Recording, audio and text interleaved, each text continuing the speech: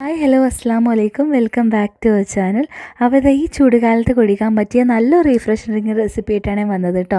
നമ്മൾ പച്ചമുന്തിരി വെച്ചിട്ടാണ് ഇത് ഉണ്ടാക്കുക. അപ്പോൾ ഈ പച്ചമുന്തിരിയുടെ സീസൺ ആയതുകൊണ്ട് തന്നെ ഇപ്പോൾ എല്ലാവരുടെ വീട്ടിലും ഉണ്ടാവും അല്ലേ.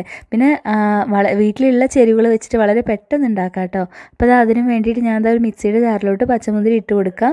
അതിലോട്ട് ഒരു ഹാഫ് ലെമണ് നാരങ്ങൻ്റെ നീര് ചേർത്ത് കൊടുക്കുന്നുണ്ട്. കുറച്ച് പുതിനയിലയും ചെറിയൊരു കഷ്ണം ഇഞ്ചി ചേർത്ത് കൊടുക്കുന്നുണ്ട് കേട്ടോ. പിന്നെ ഞാൻ കുരുവില്ലാത്ത പച്ചമുന്തിരി ആയിട്ട് എടുത്തത്. ഇതിലോട്ട് ആവശ്യത്തിന് പഞ്ചസാരയും കൂടെ ഇട്ട് കൊടുക്കാം. പിന്നെ ഐസ് വാട്ടറാണ് ഞാൻ ചേർത്ത് കൊടുക്കുന്നത് കേട്ടോ.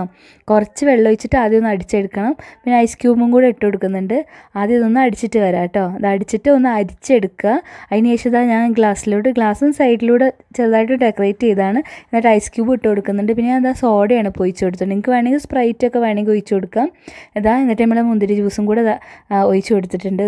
അടിപൊളിയാണ്, നല്ല റീഫ്രഷിംഗ് ആണ്. എല്ലാവരും ട്രൈ ചെയ്ത് നോക്കുക കേട്ടോ. അടുത്ത വീഡിയോ ആയിട്ട് വരാം. ബൈ.